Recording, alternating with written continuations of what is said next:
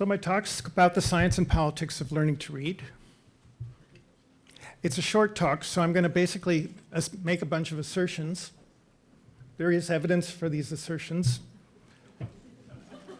No, I'm serious. I mean, you can't just believe people's assertions. There has to be a reason to believe them. But I don't have time to go through all that evidence.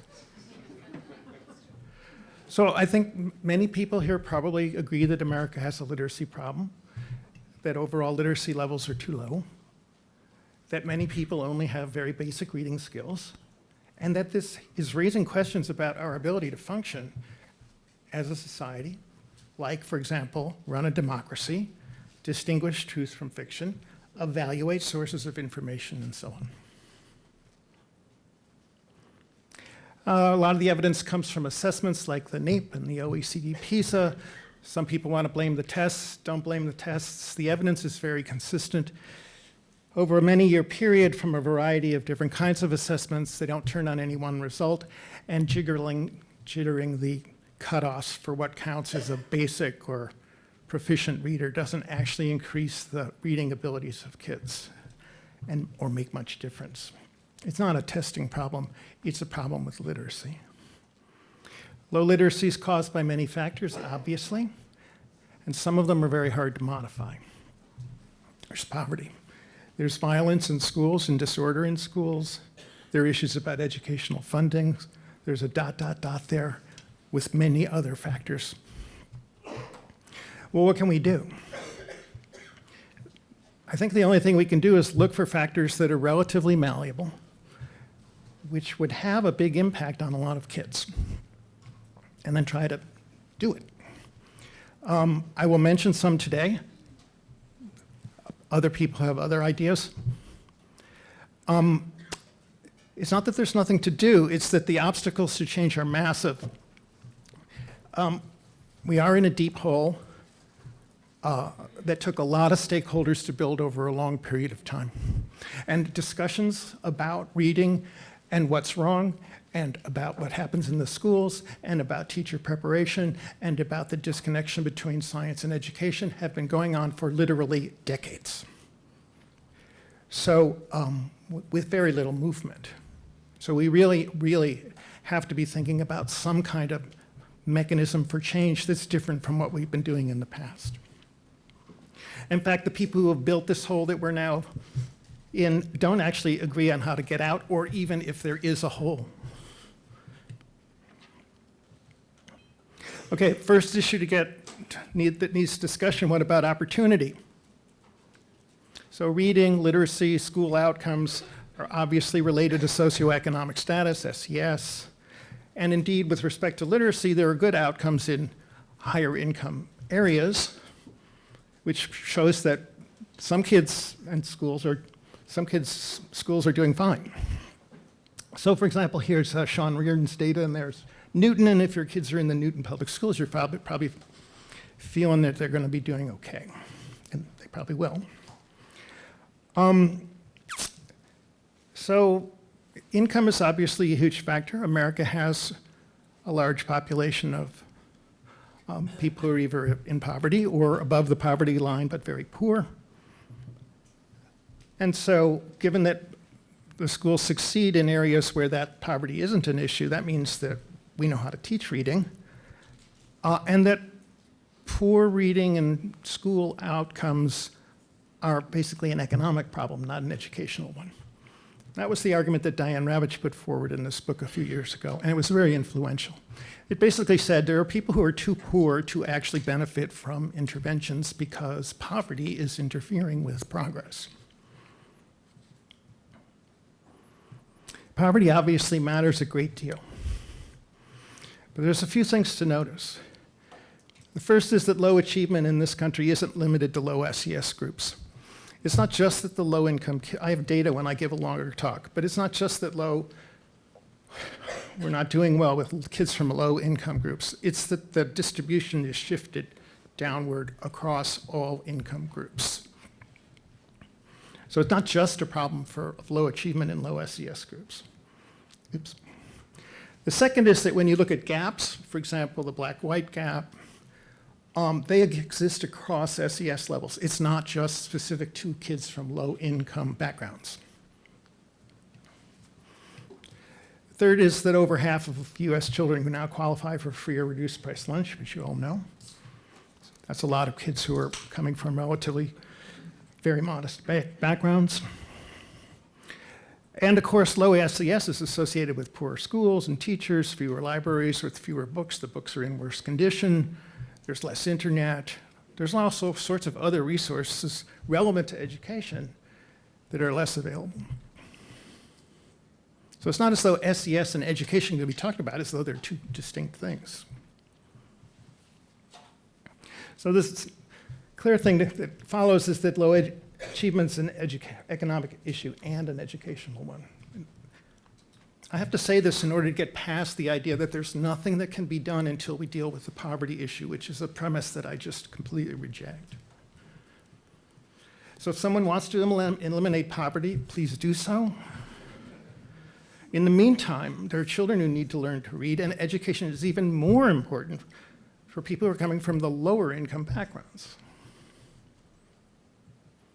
Okay, so are there malleable conditions that could have a significant impact? I want to mention three. One is educational practices. The second is doing a better job of connecting science and education. And the third is boosting spoken language experience. Educational practices.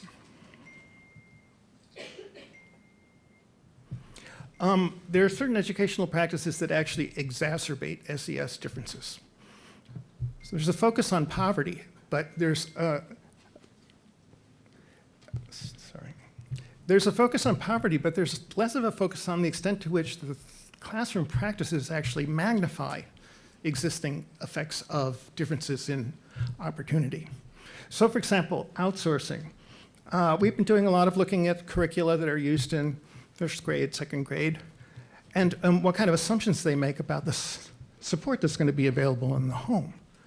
These are large curricula that you're familiar with, published by McGraw-Hill and Harcourt and other big companies. And the assumptions that they make are resolutely middle class. They assume that there's going to be a person in the home who's going to be able to work with the kid, and who indeed will pick up things that used to be taught in the classroom. Take the example that everybody points to, phonics. If your kid needs phonics, they're probably not going to get it in the school, but somebody at home will pick it up if it's necessary, or maybe they'll send them to Kuma. There's a certain outsourcing of activities that used to happen in the classroom related to reading, and there's an assumption that this partnership between the home and the school is sort of built into the curriculum now. Well, that will work well for many kids.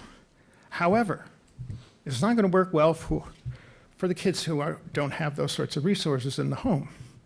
There isn't a parent who speaks the language, or there isn't a parent who's home because they're out working, or there's someone who doesn't have, for other reasons, aren't at the time or resource to actually provide that kind of input for the kid. These curricula are very middle class oriented in their content as well. Also assessments. We've been doing a lot of looking at assessments of reading and language, pre-reading skills and so on.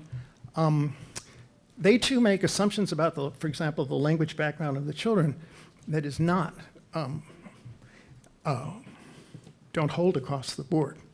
And so the assessments that we have actually work against, undervalue and underrate, underassess the capabilities of certain kinds of kids. And in fact, as you know, achievement gaps don't get smaller when kids finally show up in school. There's some studies showing that they get bigger. There's some studies that show that they certainly don't get smaller.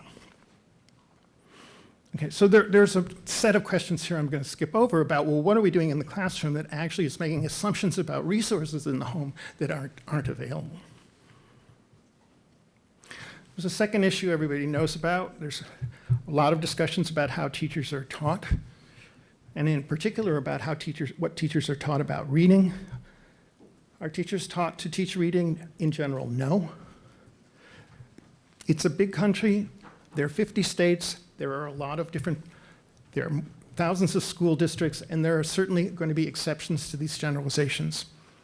But having talked in a lot of states with a lot of groups, and also in other English-speaking countries, it's remarkable how often I hear this is exactly the same as what the problems are, the community is pretty homogeneous, and the exceptions are relatively few. There's an ideology behind teachers which provides a rationale for not actually teaching particular methods. There's also an ideology related to how you learn to be a teacher.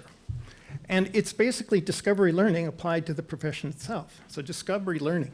Discovery learning was the idea, the Dewey idea that you would, rather than being told, you would discover knowledge in the course of meaningful activities. I have to say, I did go to the lab school, and there was a nice garden, and there are some remnants of the Dewey approach there, but it's actually a very elite school that serves.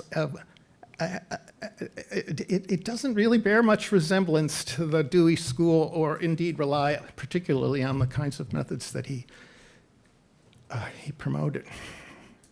But nonetheless, there's this idea that you can learn to be a teacher by doing. You learn by doing. And that's more important, and it's going to be more valuable than someone telling you what to do. That's basically learning on the job. And what I've argued is that, this is a very hard way to discover how kids develop, how they learn, and how reading works. Because, what you see from their behavior is important, but a lot of the important stuff is going on under the hood. It's in their head, and you can't see that. And that's why we do the research. We try to discover these things that aren't obvious to the naked eye. Moreover, a school, a classroom in which a teacher is trying to manage a class of 25 kids and do many activities, that's a really bad experiment. It's a bad way to try to figure out what really works. So learning on the job is not such a great idea, but there's a sense in most schools that prepare people for the elementary education, that seems to be the main assumption. I think this makes it hard for teachers to succeed. I don't think they're given all the tools they would need to succeed. And I think it contributes to burnout, where some very large percentage, close to 50%, of the teachers who enter the field leave within the 5 years. It's a very hard job, and it's been made more difficult because they aren't prepared for the job when they step into the classroom.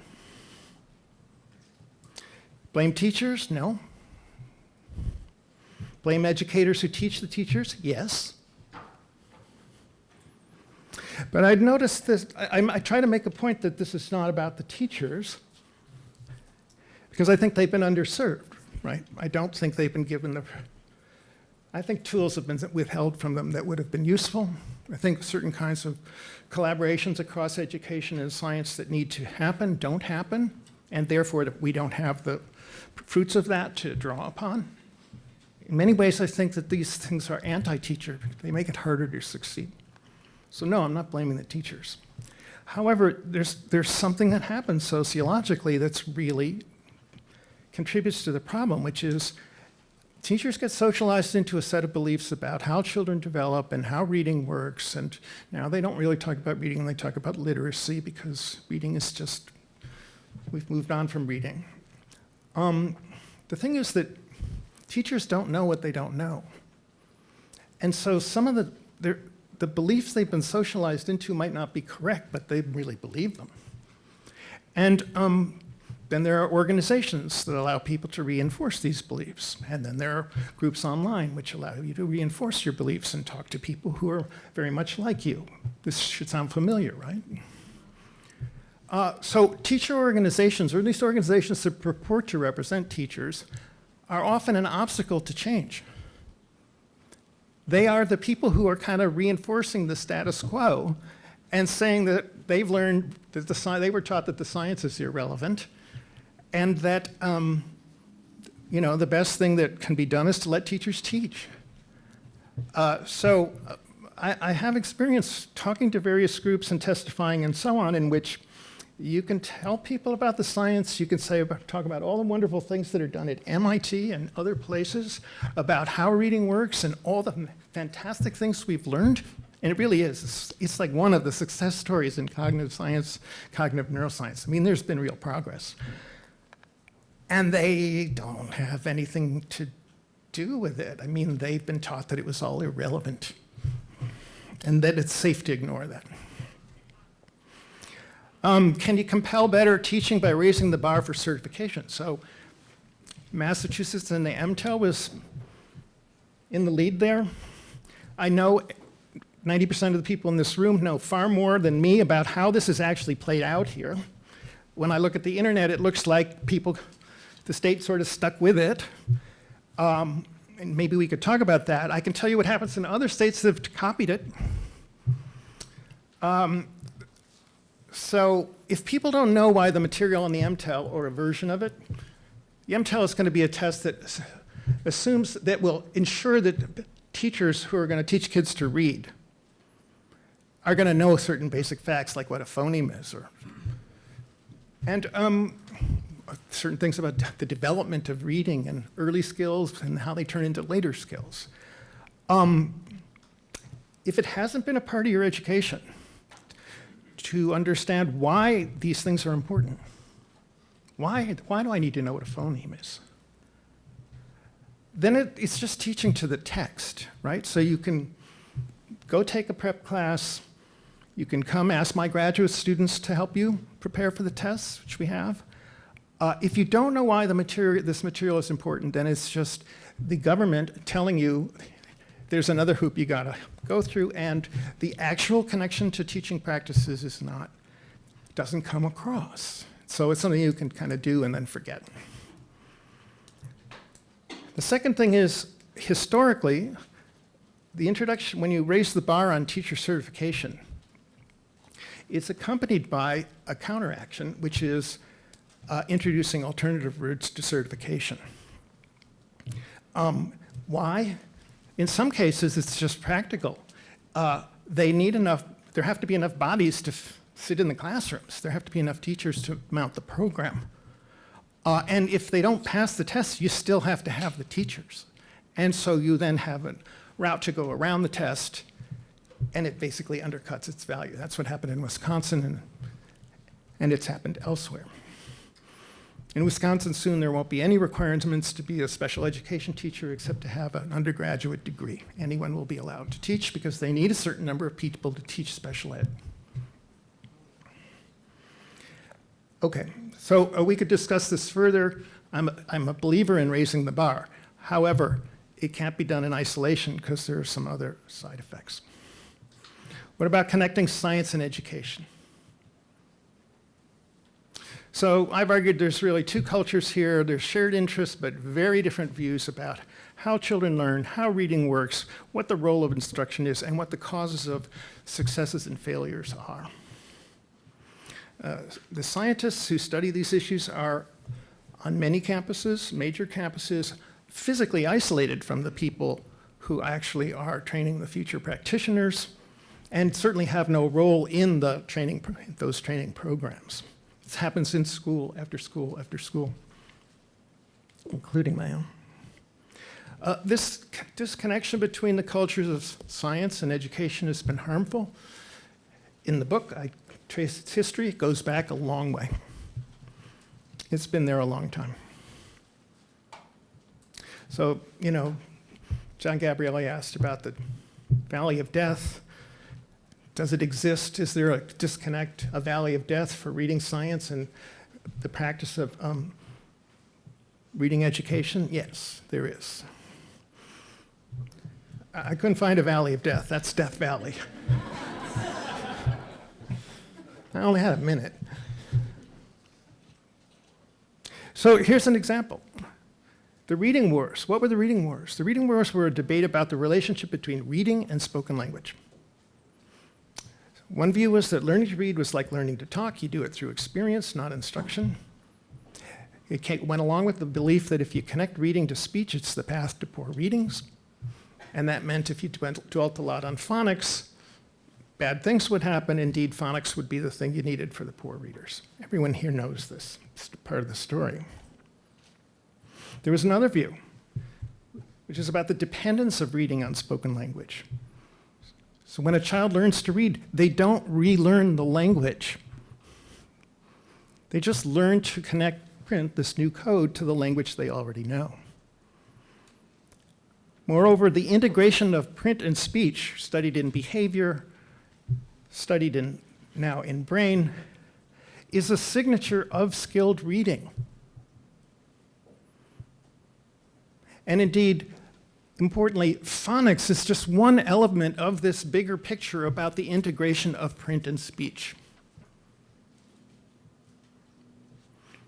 Well, these are two totally different views, and to say, well, use the best of both approaches, which is what balanced literacy was, is kind of incoherent. I'm not going to present much data here. I wanted to mention a couple of studies. One of these was done at Haskins. The lead author was Donald Schenkweiler, who's a reading researcher who I greatly admire. Basically, this is just a neuroimaging behavioral study in which they looked at struggling readers and good readers, middle school and a bit older. And they asked a really simple question, which was, comprehending spoken language, like you're doing right now, is clearly related to comprehending written language. So they asked, well, how much do those activities draw upon shared neural structures? And to what extent do they actually rely on distinct neural structures?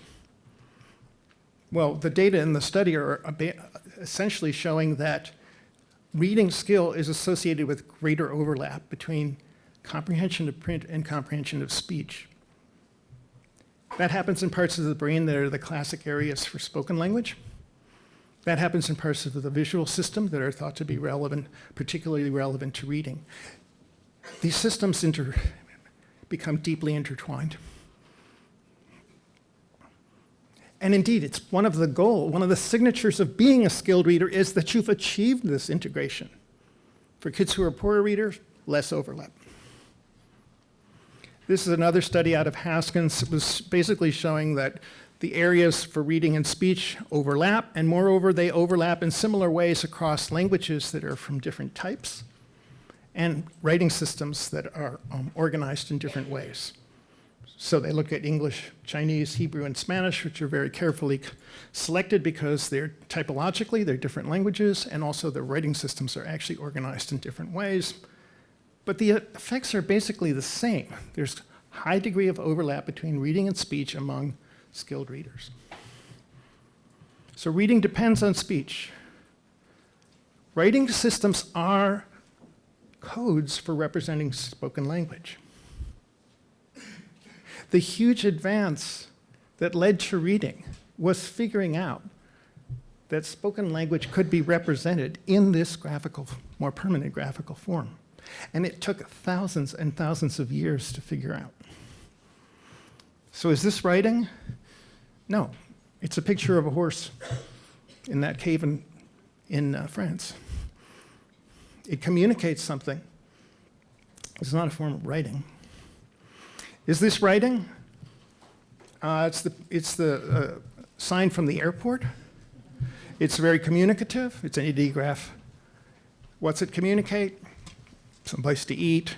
Maybe there's a restaurant. Notice it isn't these are not the symbols for fork and knife. They're the symbols for an idea, which is I can get some food. This is writing. It represents a spoken language. Figuring out how to do that was really an amazing insight, and perfecting such systems was very difficult. So writing has built into it spoken language. Spoken language skills are very strongly related to early progress in reading, and spoken language deficits have an enormous impact on children's progress in reading. If people have been paying attention to this science, which extends actually over a 40-year period when I give the longer talk, would there have been reading wars? which were basically about, should we connect reading, print, and speech or not? Educators' views, deeply held to this day, emphasizing links between print and speech is the path to poor reading. And I should say here, you know, the phonics is a word that stops the conversation. And the emphasis on phonics, which was just, you know, teaching that emphasizes the connection between print and sound, is really only part of a much bigger story about the relationship between spoken language and reading. And I would, the focus on phonics, though phonics is essential for, it's important for kids learning to read, that reduces the issues in such a to such a profound degree that it's an argument we can never win. It's like I'm mentioning climate change. So I used to say the reading wars are over and science lost. You know, there was a lot of to-do, there was some friction around the 90s and early 2000s, and then it built to a kind of a climax, which was balanced literacy, which essentially said, do what works for you. Both approaches have things to contribute. What I've tried to say is that was just a way to maintain the status quo. It basically said, do what works for you. What works for you is the things that you've been taught. What have you been taught? The same old stuff. It didn't really change anything.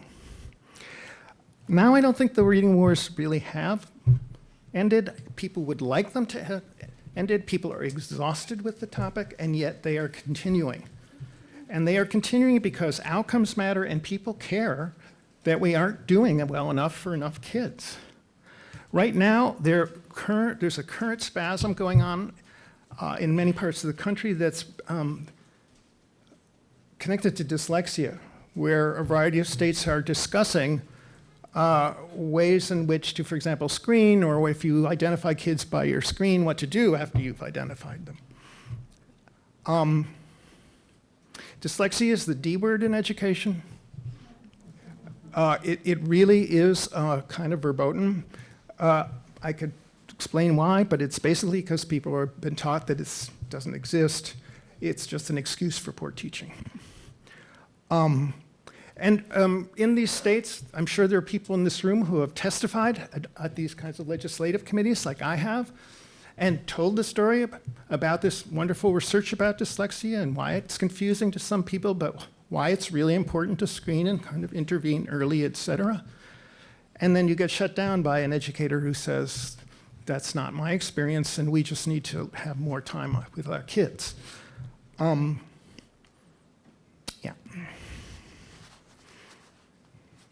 So here's the summary. Educational establishment's part of the problem.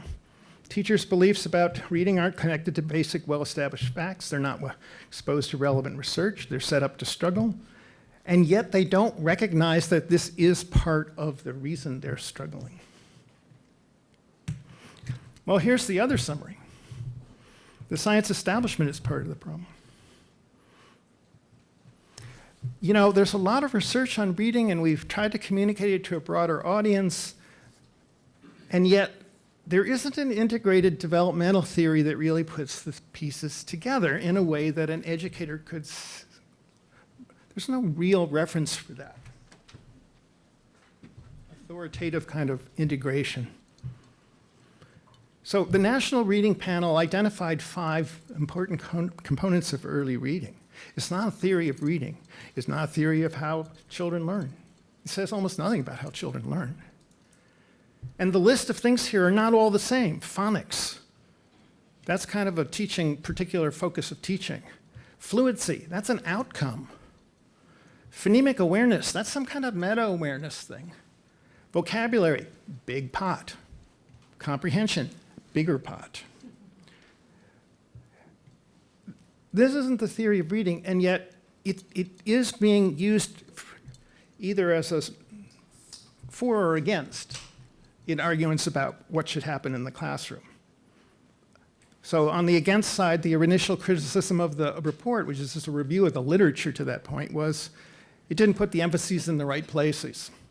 And that things like comprehension of vocabulary were actually what's important.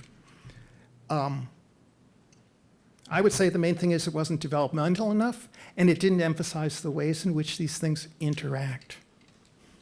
So now, I've seen in a couple of different places where there are massive states that are trying to do big interventions to improve very low reading outcomes. People who are being retrained, people who are being introduced to what these things mean, because they didn't get it as part of their teacher education, and then it gets turned into classroom practices. But because there isn't this foundation of shared knowledge about what these things are, where they came from, how they relate to each other, and why they're important, all sorts of mischief can happen. So I've been in classrooms where they actually teach these things as independent segments. We'll have this much time on phonics, then we'll have this much time on fluency, and we'll make sure there's phonemic awareness, et cetera, et cetera. What happens there? First of all, these things aren't independent. When you learn about one thing, it's supposed to be bootstrapping the others. The second thing is the kids end up spending very little time on actual reading. You lose sight of the goal, which is these are only things that are in the service of reading. And so there's so much emphasis on the parts that you never get to the whole.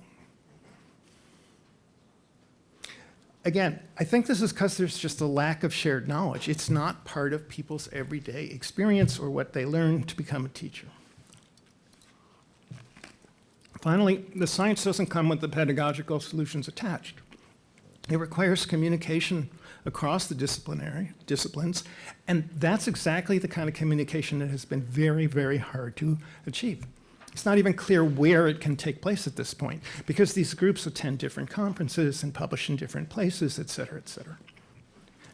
Maybe this is an example of an effort for the future. So there are cross-cultural barriers here. They are very difficult to overcome, and the establishment is pretty deeply entrenched and has very resisted these kinds of suggestions in the past. Okay, what are the malleable conditions? I don't really know how much time I have. I'm sure I'm going over. If you give me a couple of minutes, there are some things that we could focus on. One is spoken language experience. So here's the thing. I've said a lot about teachers aren't prepared for teaching reading, et cetera, et cetera. Lots of people have pointed out beliefs that people have that aren't really valid, but nonetheless entrenched in sort of practice.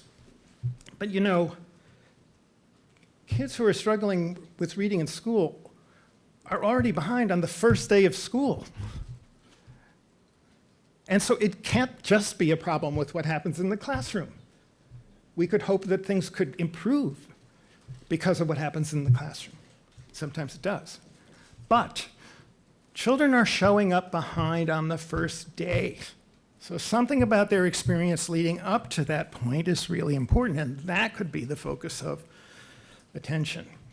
Well, as you know, there's now a lot of research on this. The starting point for reading is actually speech. It's spoken language. And one question that we have to have is, when you pick up a reading problem in a kid who's in second grade, to what extent is that actually a problem with anything about reading at all, except the parts that are shared with spoken language? In other words, many of the things that we identify as reading problems later actually originate in the child's spoken language development. So everybody knows the Hart and Risley study. It was heroic for its era. There are many later studies now. It basically is talking about variability in the spoken language environment of children.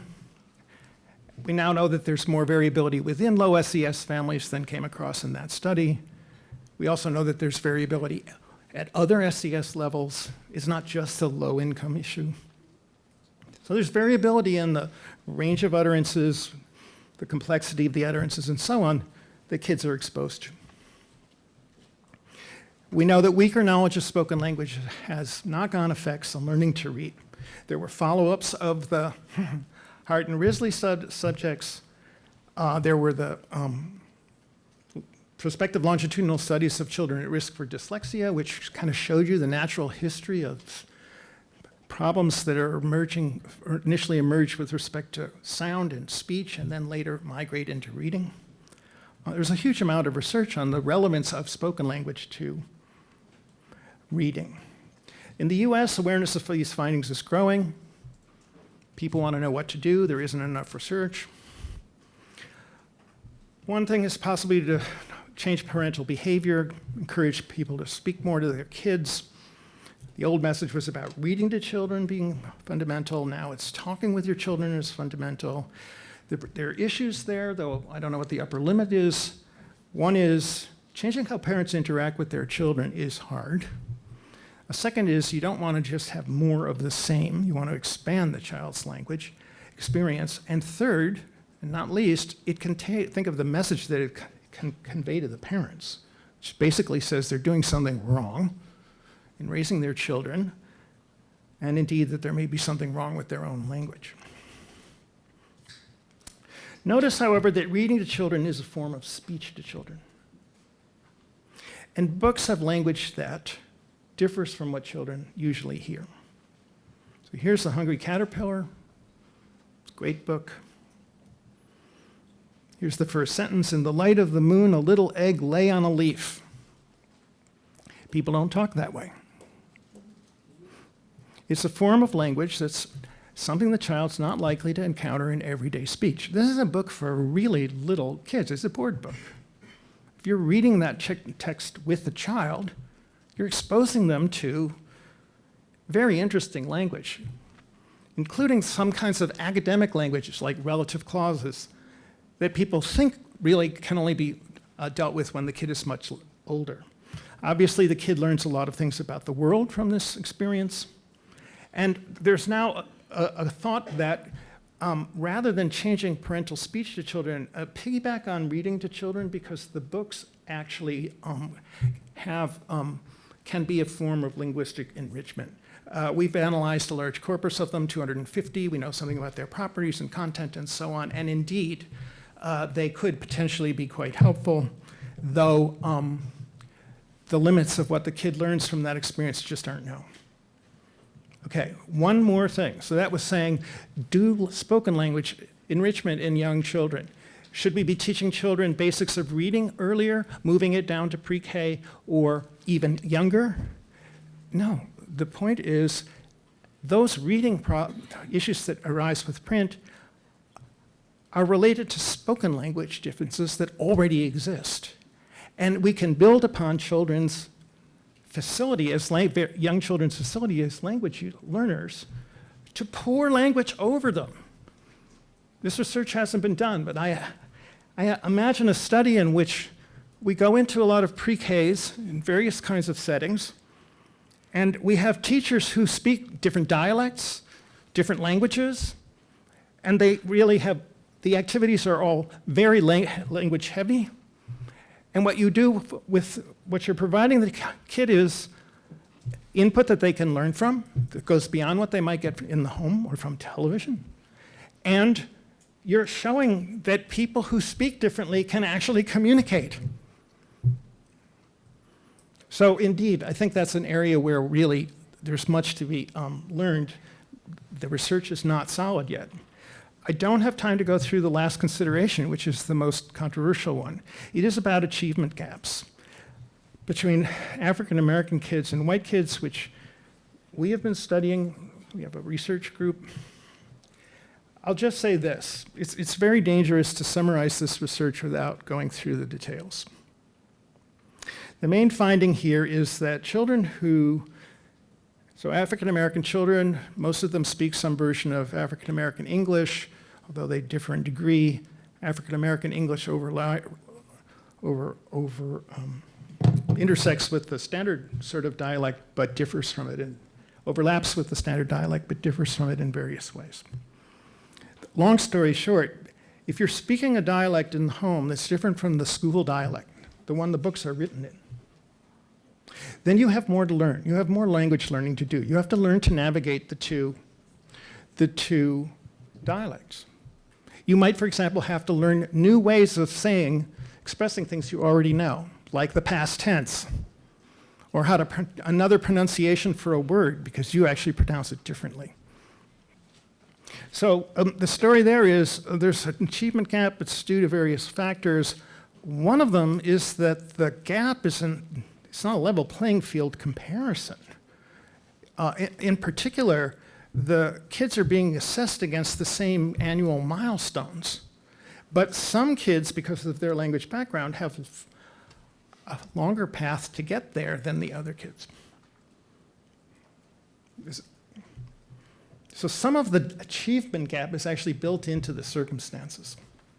There are a variety of things one could try to be able to deal with this. I believe the best thing to do would be research that examine the extent to which you can promote a broader knowledge of the dialect variation in English simply through exposure and use in young children. The alternative to that is correction. It's basically saying, you really should be speaking this way. And that, for the affected parties, it seems to me that's going to be an issue. And ultimately, they're going to be the ones who decide. What you want to do is expose the child to the range of variation without actually saying, your dialect is bad English, you need to talk this way. There's a very bad history of mischaracterizations of the language of African Americans that can now be reinforced by saying, well, you know, you really need to know standard English to be able to succeed at reading.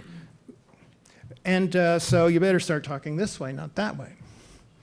My view is it's not going to break the child's brain if they're exposed to the full dialect variation when they're very young. In fact, it'll probably leave them better situated with respect to the start of school. Okay, here's the end.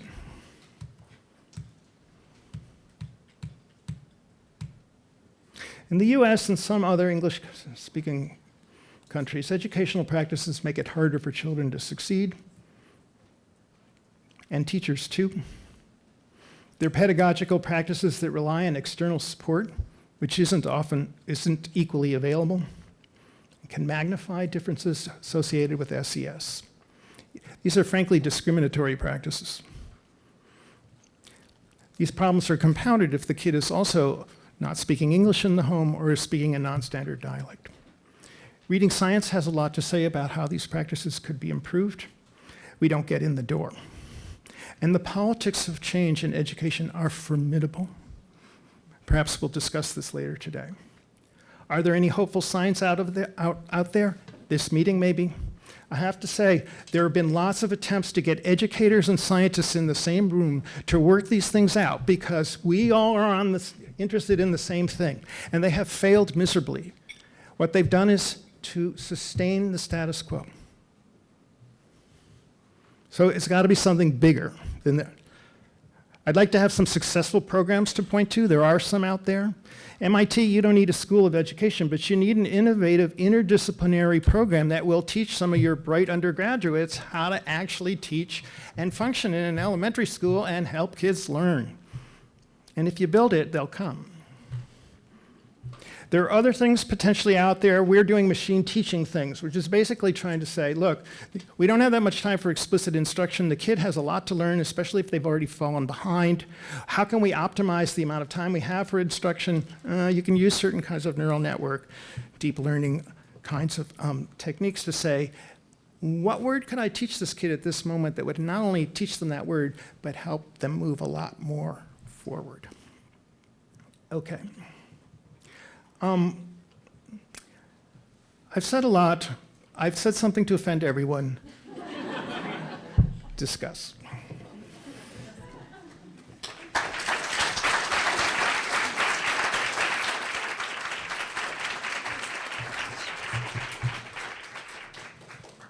We're going to take a few questions, actually. We have a microphone on each side of the room. If anyone wants to ask a question, we have time for maybe 3 or 4 questions before our next speaker. So who would like to ask a question?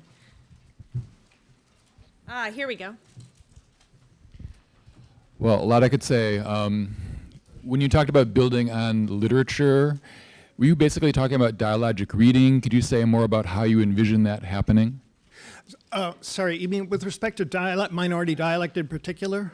Well, I heard you say have a variety of people who do that, but also take books, the experience of reading, like What I have in book. mind is really trying to head off problems before they develop and really emphasizing kids' spoken language experience before they get to school.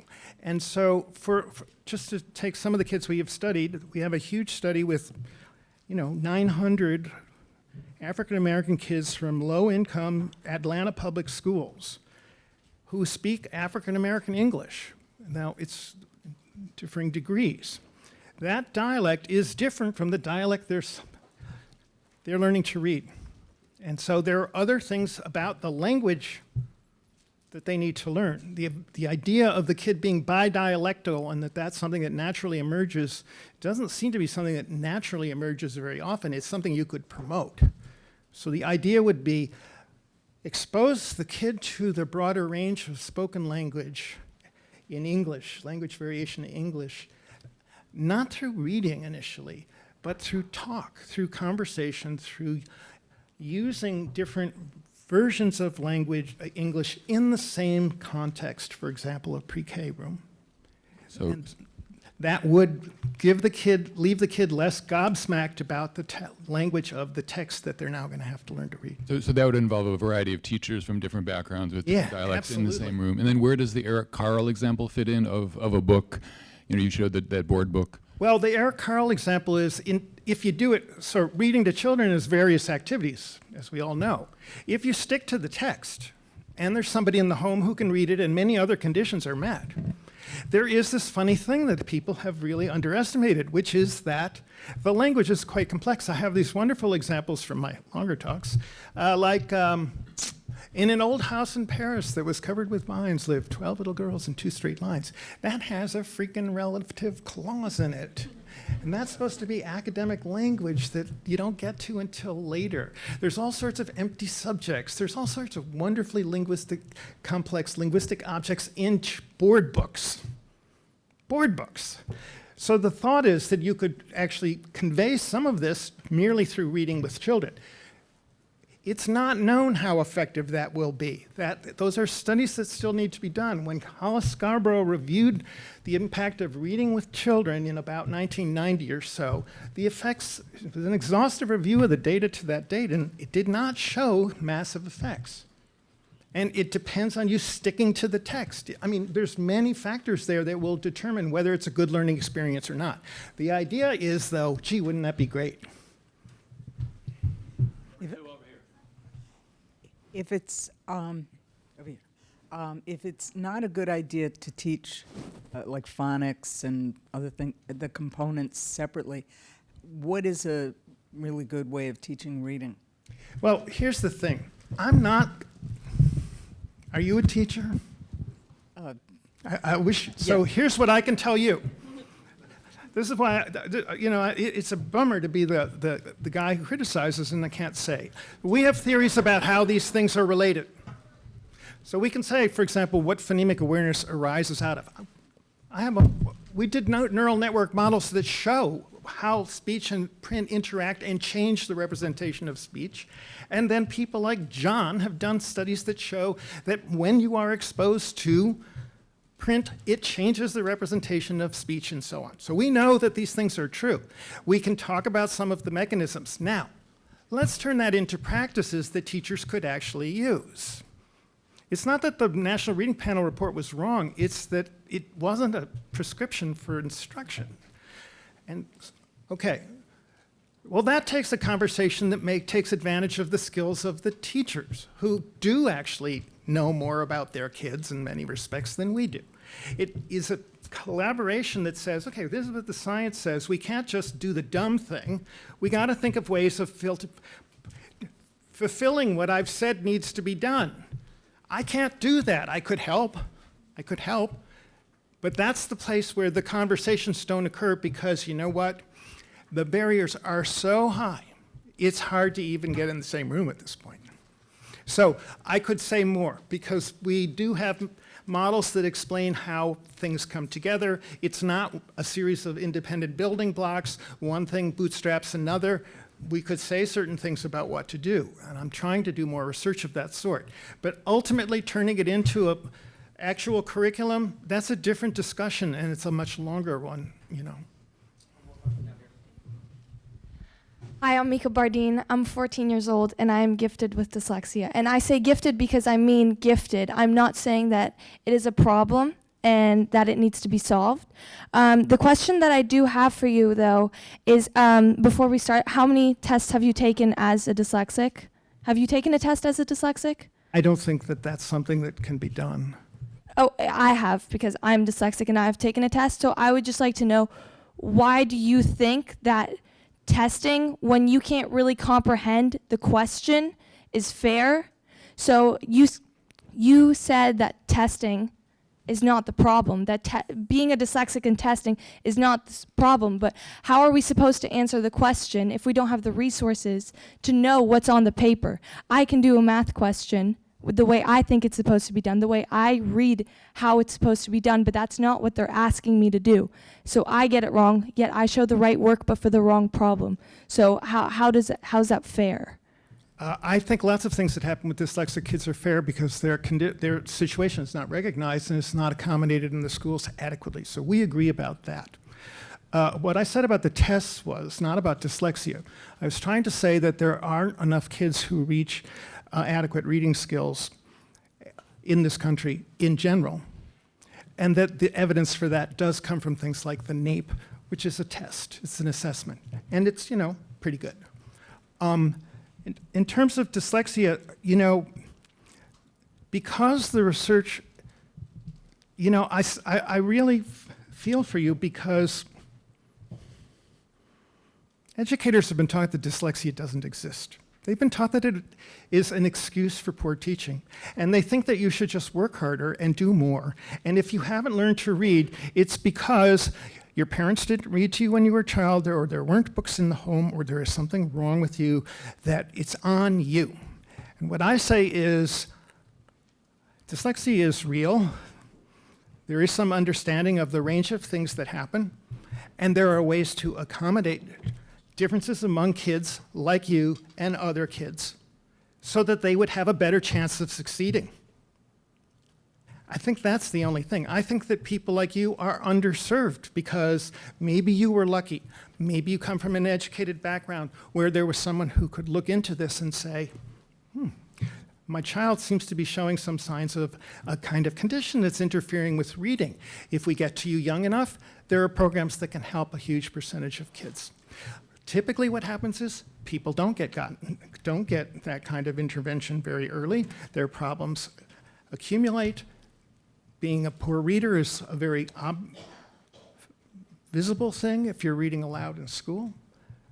I guess I really agree with you. The only thing I disagree with is we can't just go on your personal testimony. We can take your personal testimony and that can inspire us to figure out questions to ask. Well, it should be people like her or myself who should be up here standing that have it. And Well- not guys like you that think they have it.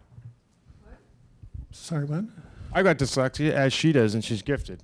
Yeah. You know, you're up there trying to knock down the science as we struggle with it every single day. So we need more people up here that live on this side of the fence.